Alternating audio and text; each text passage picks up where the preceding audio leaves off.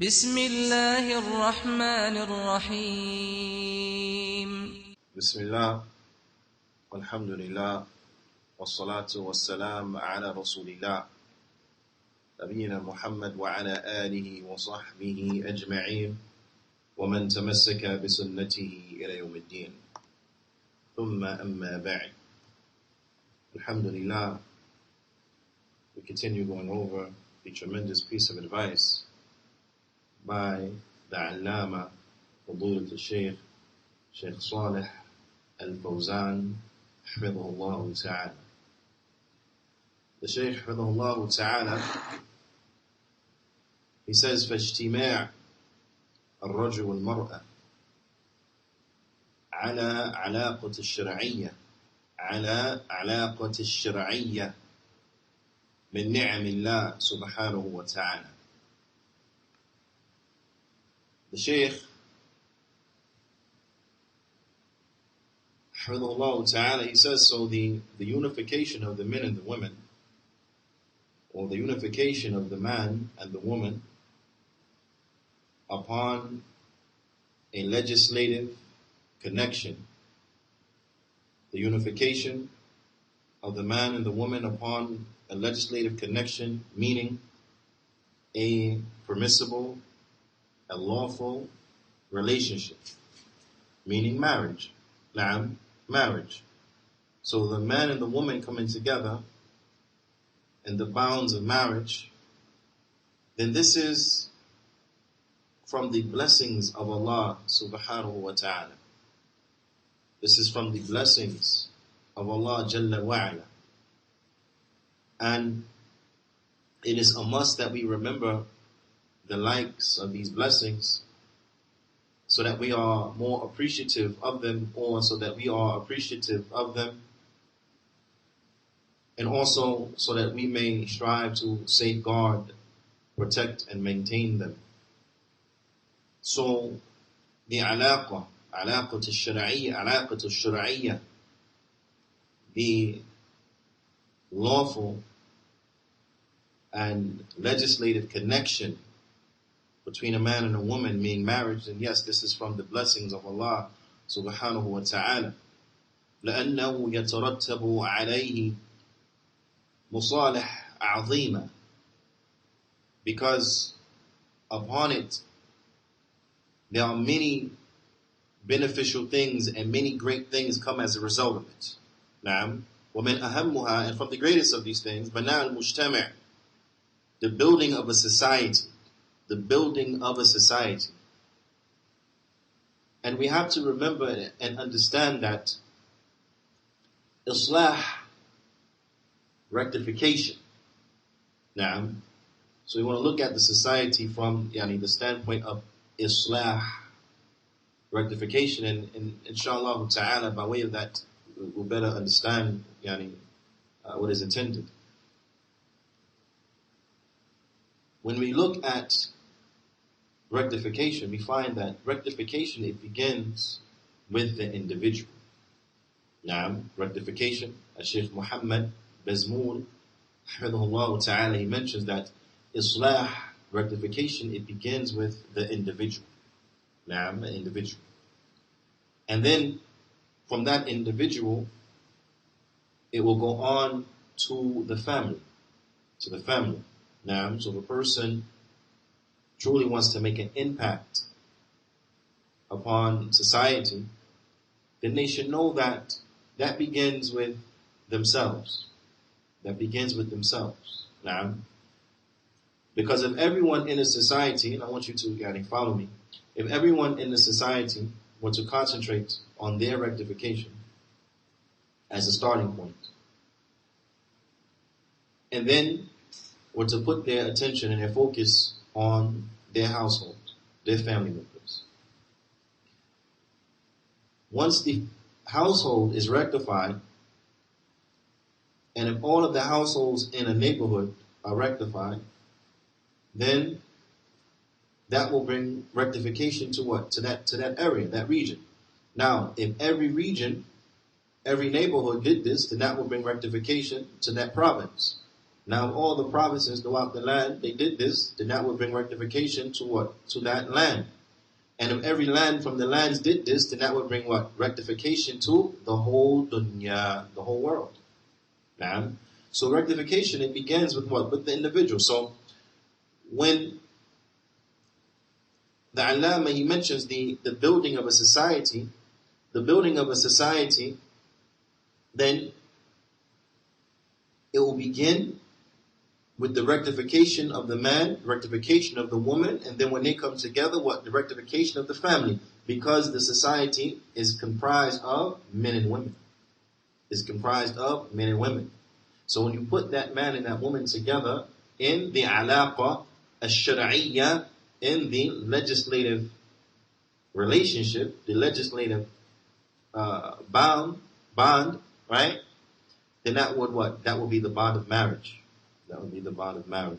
Now, so we understand better now the statement of the people, or the statement that a society could be judged, meaning the health of a society could be judged by its smallest unit, meaning the family. The health of a society at whole, at large, could be judged by the health of its smallest unit. So those societies where the families are torn apart, then you see the corruption inside of the streets. You see the general corruption. Just look at America. The families in America, they are horrible. They are destroyed. The divorce level is Allahu Musta'an. The houses that are comprised, or broken families as they say, single mother households, where the father is missing, neglectful of his duties, deadbeat, there are many. And when you look at the areas of the society that are worse than others, you will find that the percentages of the likes of these families are more in those areas. So if you look at the urban areas, for example, which are worse than a lot of the suburban areas, you will find that the broken families inside of the urban area is by far more. So much so that in some areas it is as if it is the norm. Meaning that if an individual were to have his father and his mother living there in the same household together and raising them, that will be an oddity. In some communities, that will be an oddity. Now, and we are speaking, of course, about the kuffar, not the Muslim communities, but from the kuffar. But that will have, and it has what? A direct correlation upon this, the health of the society as a whole, the health of that region or that area as a whole. So it is important that we focus in on rectifying, ourselves, qu anfusakum, save yourselves, qu anfusakum wa ahlikum nara, save yourselves and your families from a fire. Save yourselves and your families from a fire. Because this will have a good effect upon society as a whole and upon our Muslim communities more specifically. So from the greatest of these connections and coming together is what is the building of a society. And as we said, the health of that society will be reflected on the health of that union.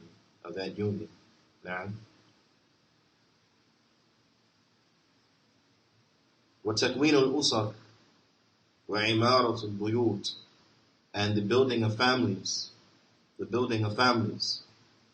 and the maintenance of the household, the building of families and the building of homes. Because when a man and a woman, they come together in marriage, that would result in children, and so on and so forth. So you have the building of families. And this is something that I really want, from another standpoint. I want the Muslims, especially the first generation Muslims, those who have accepted Islam, that's what I mean by first generation Muslims, those who have accepted Islam, that they really pay very close attention to this. That they pay very, very, very close attention to this. And they strive to build families upon Islam, families upon the Sunnah. Naam. Especially when they are maybe the only Muslim in their family. They may be the only Muslim in their family. Both parents may be kuffar, the siblings, kuffar, the aunts and the uncles, the grandparents, all of them kuffar. And this is the only Muslim in his family. So it's important that that Muslim have a serious concern about building a Muslim family. Now, a Muslim family. And that will take serious concern, it will take serious effort, it will take much hard work. Much hard work in rearing them upon that which is good, and much hard work in protecting them from the negative influences and from the influences of the kuffar. Now, and from the influences of the kuffar that may be from their close kith and kin, and the kuffar from the larger society as a whole. So we should be very careful and very diligent in pointing our families to that which will benefit them, and in trying to protect them from those harmful elements, wherever those harmful elements may be, and whatever direction they may come from, that we strive to protect them and to shield them and to keep a lot of that stuff out and to minimize the likes of these negative things. And this is why, as Muslims, it is important that we teach and we place an emphasis upon our values. The values that Allah subhanahu wa ta'ala has set down in the Qur'an. The values that the Prophet sallallahu alayhi wa sallam has taught inside of the Sunnah. And that we are cautioned, or that we take a very strong stance against un-Islamic values. We don't allow them to enter into our households. So for example, and I'm giving this as an example, and then qis ala dhalik, and then you can utilize that as a measuring stick as it relates to other things, is that, for example, the un-Islamic value and the un-Islamic practice that has entered into the household of many Muslims, from the kuffar, and unfortunately some of the Muslims have even adopted this un-Islamic practice and have claimed it to be their own, wa'iyadu billah, and that will be the like of the celebration of birthdays. Now, this is a kuffar practice, a kuffar value, to place a significance on the day in which an individual was born, and then to shower them with presents and pastries and cakes and whatever the case may be, and parties and this is from the kuffar. So it's important that we stick to our Islamic values, and that we remember the statement of the Prophet sallallahu alaihi wasallam, "Man tashabbaha biqawmin fahuwa minhum." Whoever imitates a people, he is from them. But these are the likes of these things that we should not allow inside of our households. We should not allow this inside of our households. Because you have to remember, the shaitan, his plots and his plans are long-term. The shaitan, for lack of a better term, he doesn't look for the quick knockout. But the shaitan, he'll beat you down little by little, bit by bit, systematically. Now, bit by bit. So for the shaitan, his aim is that, okay, if he can't get you to disbelieve in Allah subhanahu wa ta'ala, now, then he'll work on your children. And if he can't get your children to disbelieve in Allah subhanahu wa ta'ala, then he'll strive what? To affect your children with more than you have been affected with, so that your children are not as religious as you. You understand? Because he's looking at what? The grands, or the great-grands, or the great-great-great-grands. You understand? So, if you find these un-Islamic practices creeping in, he'll bring them in one by one. So then it's birthdays. Then after birthdays, the next generation, they may take to practicing some of the and I'm putting air quotes and you can't see, but non-religious holidays.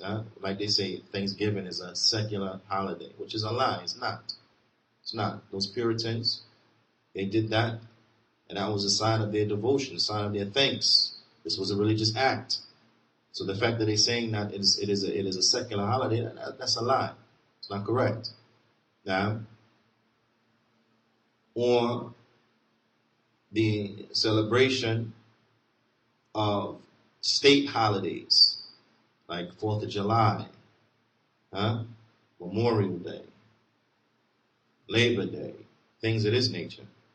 So they the second or third generation may say, okay, there's no problem in that. So they're doing that. And then you find Muslims celebrating Halloween, wa'iyadu billah. Now, and then Allah musta'an, you even have Muslims who exchange gifts on Christmas. Ala kulli hal, a person has to ask himself, where does that come from? Those things just don't happen overnight. We have to look at these causes and these things that will ill affect our families and be safeguarding of them, and to try to protect our families from them. And that starts, of course, by educating our families about the deen of al-Islam and placing an emphasis upon that. How sad is it that you may have Muslims who can quote to you the name of this actor or this actress, the name of this ball player and that athlete, but they don't know anything about the Sahaba. They don't know the names of our mothers. They don't know the names of the Anbiya and the Rusul. They don't know the names of the ulama. They don't know the names of the scholars, the imams of the religion. Some of them will know who this actor is, but they don't know who is Imam al-Shafi'i. They don't know who is Imam Ahmad. They don't know who is Imam Malik, who is Imam Abu Hanifa. They don't know. But they can tell you that, oh, this movie was adapted from that book and the actor who plays in it is so and so. And they were in these films and. This is from the systematic onslaught of shaitan that perhaps maybe we're not aware of it. But we may forget that we're at war, but the shaitan, you don't forget. So, you don't forget, Yani, that he's warring against us. He's constantly fighting us. So it's important for us to remember these things and to be reflective on it. Because from the greatest of the positive results that come from the union of a man and a woman in the bonds of marriage is the building of families. So we should strive to build a righteous family. Not a wicked family, but a righteous family. Yeah, a righteous family. And the building of households. Yeah. وَهَذَا مِنْ نِعْمِ اللَّهِ عَزَّ وَجَلَّ. And this is from the bounties of Allah Azza wa Jal. This is from the bounties of Allah Azza wa Jal. فَمِنْ هُنَا. So from this standpoint, when we see what is at stake,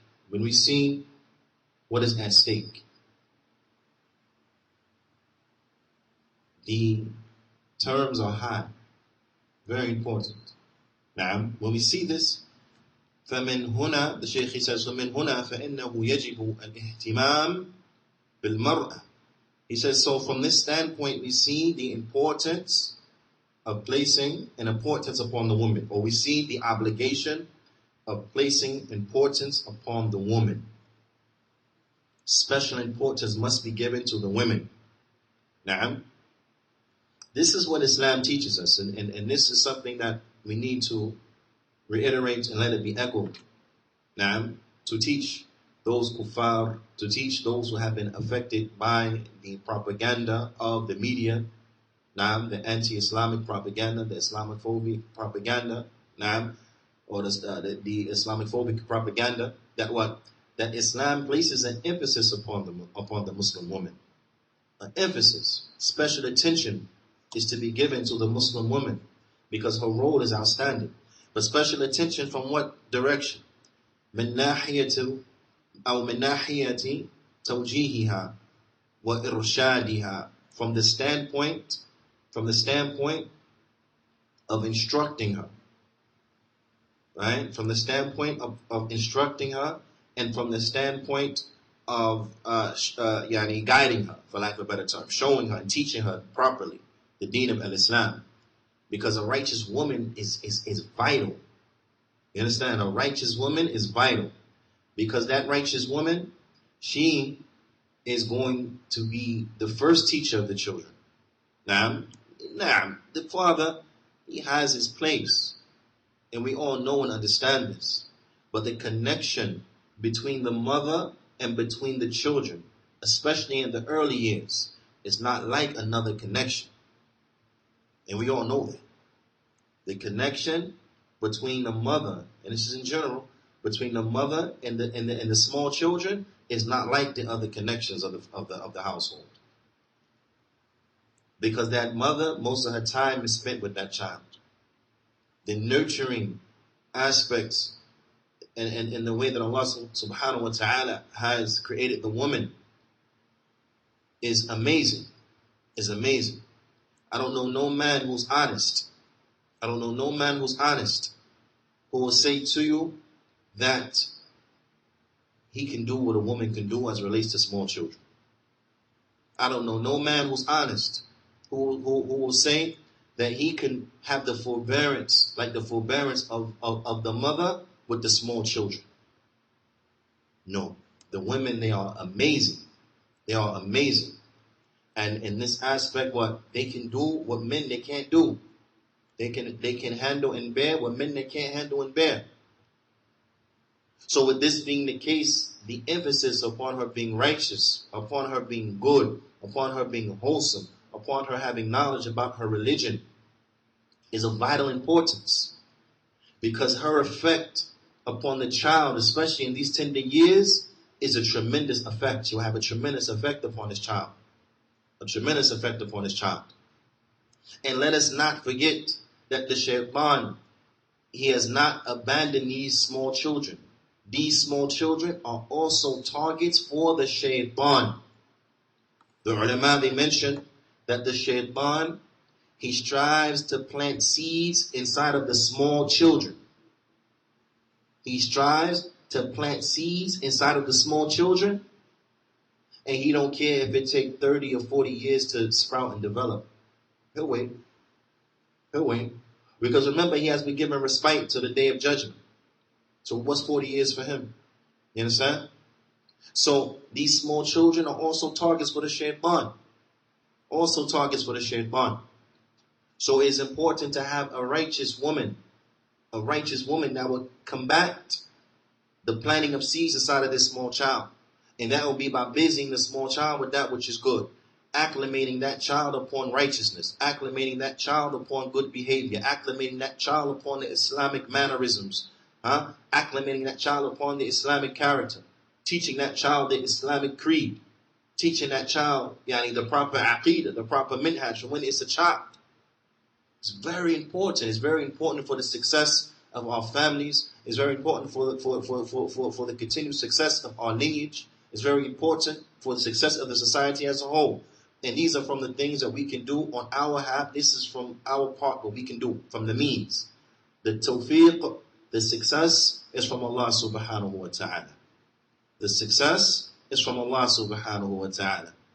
But these are from the efforts that we could put forward. These are from the efforts that we could put forward. Naam. So it is important that we place attention on educating the woman. So that whole aspect that Islam is against women being educated and things of this nature, this is completely false. This is not true. This is not accurate. This is a lie. Naam, this is a lie. Islam encourages the teaching of women. Now I must say and I must mention that the teachings of Islam encourages the education of the woman and of women. That is not to negate the fact that you have some ignorant Muslims that don't hold true to these values. But I don't want anyone to confuse the actions of the Muslims with the deen of Islam. The actions of the Muslims are not representative of what Islam is, but rather the actions of the Muslims are judged by what Islam is. So we'll know by what Islam, whether or not that Muslim is practicing Islam correctly or not. Whether that Muslim is correct in his actions or she is correct in her actions or not. The actions of the Muslims or Islam is not to be judged by the actions of the Muslims, but rather the actions of the Muslims, they are judged by Islam. The Muslims, they are judged by Islam. You understand? So the truth is not known by way of the people. And this is a very important point, in fact, that we have to remember in so many issues. Is that the truth is not known by the people. The truth is not known by the people. But rather, the people, if you know what the truth is, then you'll know who its people are. You understand? If you know what the truth is, then you'll know who its people are. So just because some Muslims are ignorant about their religion, and they don't understand their religion, and it's fact, it's not illustrative that this is something that is taught by Islam. No. Islam teaches us to have a concern for educating the women. To have a concern for educating the woman. نعم. ومن ناحية اختيار الزوجة الصالحة ذات الدين. Also, there is an emphasis placed upon picking a righteous woman to marry. Upon picking a righteous wife.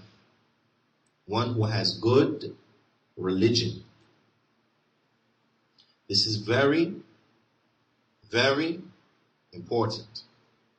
Now, because this will help towards the rectification of the society. But I want you to remember, before a woman becomes a woman, she is a girl. You understand? Meaning, or in other words, before that woman becomes a wife, she is a daughter. Before she becomes a wife, she is a daughter. So, righteous wives, they will come from those who are righteous daughters. So we have to start training and teaching our children from early how to be righteous daughters. And of course the same rings true for the husbands. Same rings true for the husbands. Righteous sons, they become righteous husbands. Righteous husbands become righteous fathers. Nah. But we want to place our focus and our attention right now on the women. So the men, we understand that's the case. But we want to talk about the women. This shows us the importance of educating the Muslim girls from early about their religion, about the sciences of their religion. Let them become, have in-depth knowledge about the deen. We should be encouraging our daughters to aspire to be scholars of the religion. To aspire to be scholars of the religion. You understand? Unfortunately, many of the girls, they're not even motivated to be a taliba. They're not even motivated to be a student, a female student of knowledge. So how they want to be, from the scholars of the religion? No, we should be encouraging them to be from the scholars of the religion. Naam, limala. Why not? Huh? Why not? We need learned women.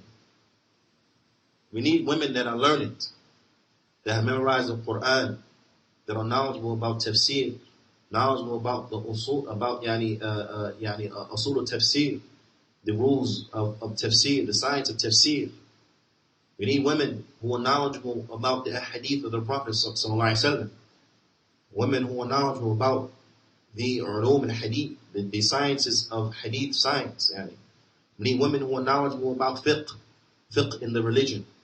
Now, in general, not just fiqh as pertains to women issues, but fiqh in general about the religion. We need women that are knowledgeable in fiqh, that are knowledgeable about the usul al-fiqh. We need women that are knowledgeable about the qawa'i al-fiqhiyya. Now, the maqasid al-shar'iyya. We need women that are knowledgeable about these affairs. We need women that are knowledgeable about the seerah. Women that are knowledgeable about aqidah. والفقه الأعظم. And the greatest fiqh, aqidah. We need women that are knowledgeable about this. Now, we need women that are knowledgeable about the deen. We need women who aspire to be scholars. على كل حال,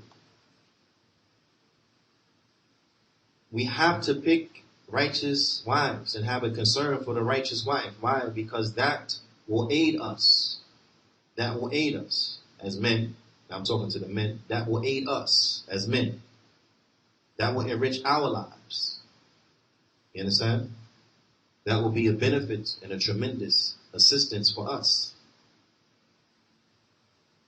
So it's incumbent that we strive and we look for righteous wives.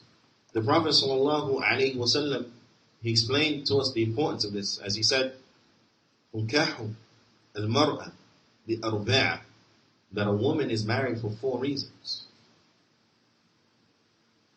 A woman is married for 4 reasons. Lijimaliha, that can be for her beauty, right? Or she's married because of her lineage, right? Or she's married because of her wealth, right? She's married for 4 reasons. Limaliha, because of her wealth.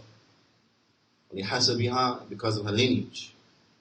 Lijimaliha, and because of her beauty. That's how many? That's 3. Let us look at those 3. For the money, because she's rich, she's wealthy family, whatever. That doesn't last. And even if it lasts, what's the value in it?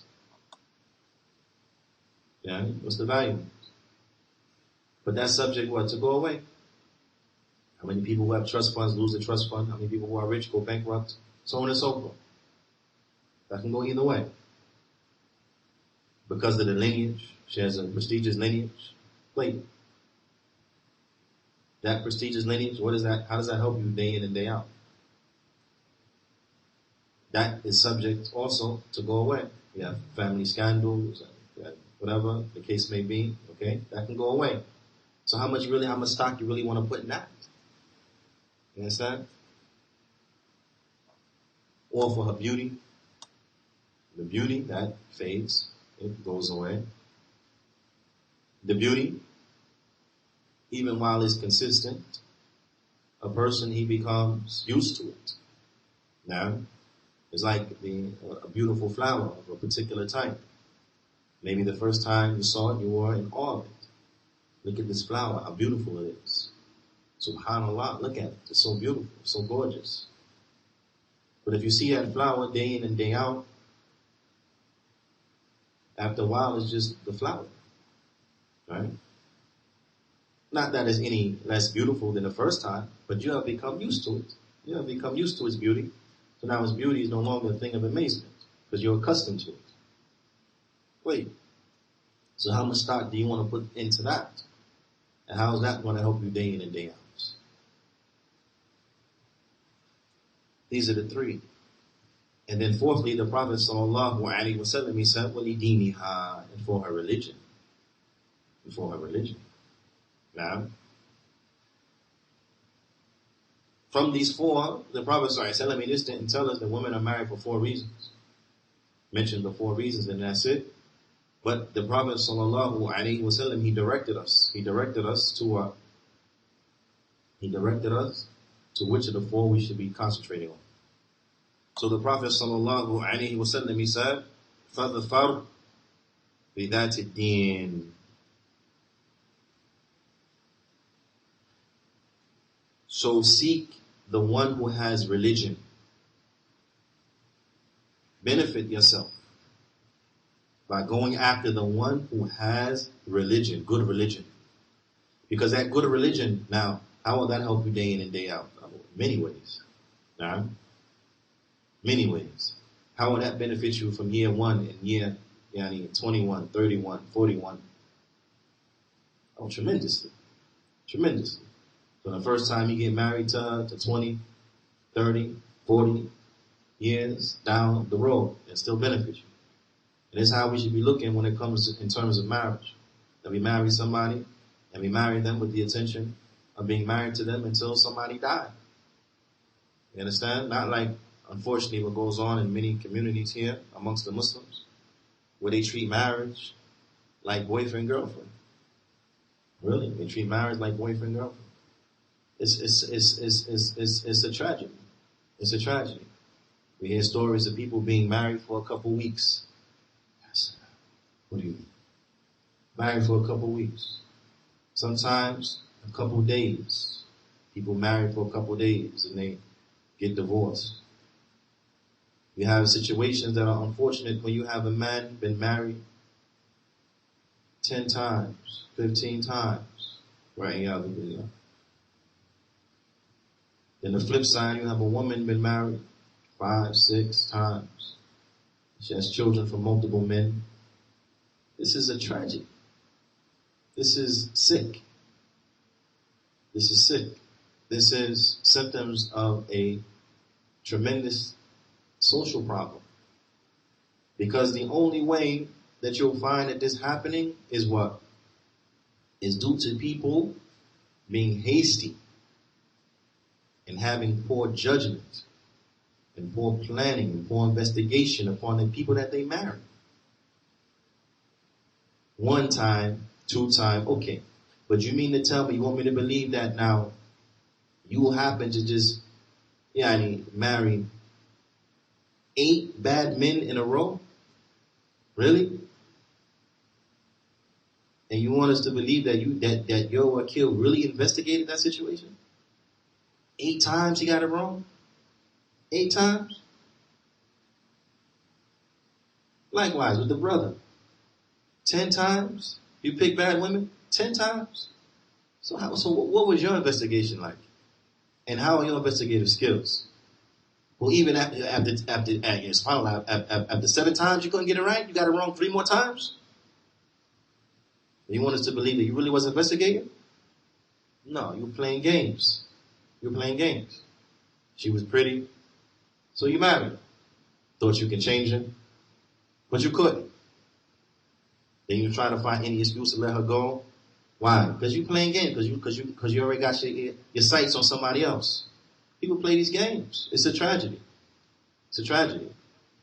Don't view and treat the institution of marriage cheap like that. Don't cheat yourself, but change. Don't keep making these same mistakes. Because the reality of it is that the one that, for the woman in particular, we're talking to the woman in particular, but don't mistake it. The woman that had been married 8 times is not viewed the same as the woman who has been married once and it just didn't work out. You understand? Woman married once, just didn't work out. People can understand that. People can understand that. She was married, husband died. People can understand that. No problem. Married 8 times? 8 times? There are 8 brothers around here who know her intimately? Nobody wants something like that. Nobody good, that is. So let us not set ourselves up for loss by not respecting ourselves, by not respecting the religion of Islam, not respecting the institution of marriage. We have to marry righteous women. The Prophet ﷺ, he said, فَظْفَرْ بِذَاتِ الدِّينِ. Seek after the one that has religion. I asked Shaykh Fawad al-Amri, Hafidhahullah ta'ala, could we understand from فَظْفَرْ يعني نصر يعني لأن الظفر as it comes in the lines of poetry, الصبر من أسباب الظفر, that patience is from the أسباب of ظفر. ظفر يعني بمعنى نصر, يعني victory. So I asked the Shaykh, يعني, is this so we can understand فظفر a واطلب النصر بذات الدين, a seek after victory by marrying the one that has religion? Like, can we understand that? That not just seek after, but also this is like a means for your victory, your success and so on and so forth. Is all that understood from that? And the Shaykh, he said, yes. That is correct. All of that is understood from that. By seeking after the one that has good religion, in that seeking, yani, is because you're seeking after that which will bring you success, that which will bring you victory, enrichment, and so on and so forth. And this is what you get in the one that has good religion. You understand? And then the Prophet ﷺ, he said, yani, taribat yadak, meaning seek after the one that has good religion, or taribat yadak, or your hands covered in dust. Hadith mutafiqun alayh, min hadith Abi Hurairah. This hadith is mutafiqun alayh, is agreed upon by both Bukhaari and Muslim from the hadith of Abu Hurairah. So we have to seek after righteous wives, because this will help in what the Shaykh mentions next. He says, وَمِن نَاحِيَةِ التَّعَامُلِ مَعَهَا, and from the standpoint of interacting with her, from the standpoint of interacting with her, from the perspective of interacting with her. Now, how much more easy, I'm talking to the men, how much more easy is it to interact with a righteous woman? A woman who fears Allah subhanahu wa ta'ala. A woman who has her faults, has her shortcomings. Sometimes she forgets. Yeah. But that taqwa will always eventually cause her to want to remember. Will always cause her to remember and to strive to give the rights to those who have rights upon her. Now, as a man, is this not the kind of woman you want? Because listen, all women forget. All women may infringe upon rights. All women may yell at you and speak to you in a manner that you don't deem to be befitting. From time to time, it's human beings. It's human beings. Wait, so wouldn't you, as a man, I'm talking to the men, wouldn't you want a woman who fears Allah subhanahu wa ta'ala? So when her emotions overcome her, right, will be brought back to earth, for lack of a better term, by her fear of Allah subhanahu wa ta'ala? Or do you want a woman who has no fear of Allah subhanahu wa ta'ala, and when they do these things, because the emotion has overtaken them, they just add transgression upon transgression? Because she don't fear Allah. She's not religious. She's not trying to prepare to meet Allah subhanahu wa ta'ala. That's the kind of woman you want? Or you want a righteous woman? You understand? We have to strive after righteous women, righteous wives, because what? Because this will help in interacting and dealing with her. Now, this will help in interacting and in dealing with her. It's very important. It's a very important point. This helps for a successful marriage when the people, when they fear Allah subhanahu wa ta'ala. And that is the standard, the piety. Fear of Allah, the religion. That's the standard for compatibility. Not race, not culture, not tribe, not color, but righteousness. So we should make our decisions based upon righteousness. And, of course, the person has to be in the realm of what you deem to be suitable physically. Now, no one is saying to marry someone who you are physically repulsed from. Yeah, no one is encouraging that. This is not what the deen encourages. This is why the Prophet ﷺ, he commanded that Sahabi that before he completes the marriage, that he looks at the woman before he go through with the marriage. That he looks at the woman, get a good look at her. You understand? To make sure that there is some physical compatibility that's there, and that's important. That's important. And we don't want to put forth the message that is not important. It is very important, but it's not the most important thing. It's not the most important thing. What will make or break the marriage is what is the person's religion. That will make or break whether you want to marry a person or not. It's the religion. You understand? Physically, yes, it plays a factor. It plays a factor. But what ultimately will be the yes or the no will be dependent upon the person's religion. Dependent upon the person's religion. You understand? So, it is important that we strive for that one who is righteous, because it will help us into interacting with them, into living with them. And for the men, the men have to place an importance on treating the women well. So the Shaykh, he says, لِأَلَّا يَسْتَغْرَ الرَّجُلُ سُلْطَتَهُ عَلَيْهَا فَيَظْلِمُهَا أَوْ يَهْضِمُهَا. He says, such that the man, he does not exploit, he does not take advantage of his authority over her. This is for the brothers, for the men, for the brothers and the men. Do not take advantage of the authority you have over your wives. Do not exploit the authority you have over your wives, such that you will oppress her. Do not oppress your women, or that you act with her in a tyrannical manner. Don't be a tyrant inside of your homes, brothers. We have to interact and live with them in a good manner. That which will help you interact and to live with and deal with a person in a good manner is you marry a righteous person. You understand? That you marry a righteous person. You marry a person that's not righteous, and this is that, not, and she's horrible, and she's don't give you your rights, disrespect you, leave without your permission, let people come in your house without your authority, so on and so forth. It's a tragedy. It's a tragedy. How's it not going to be but constant bickering and arguing and it ends? It's going to be tragedy. You understand? That's why we have to strive that we have one who has religion. But when you have that one who has religion, don't abuse your authority over her. Don't take advantage of the authority that you have over her. Do not oppress her. Do not act with her in a tyrannical manner. Because Allah subhanahu wa ta'ala, He says, وَعَاشِرُوهُنَّ بِالْمَعْرُوفِ. And this is an ayah I want everyone to memorize for home. Ayah number 19 from Surah An-Nisa.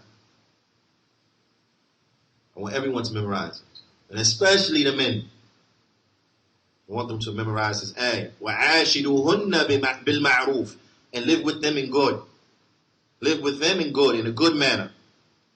وَقَالَ تَعَالَى. And Allah Ta'ala, He says, فَإِمْسَاكُمْ بِمَعْرُوفٍ أَوْ تَصْرِيحٌ بِإِحْسَانٍ.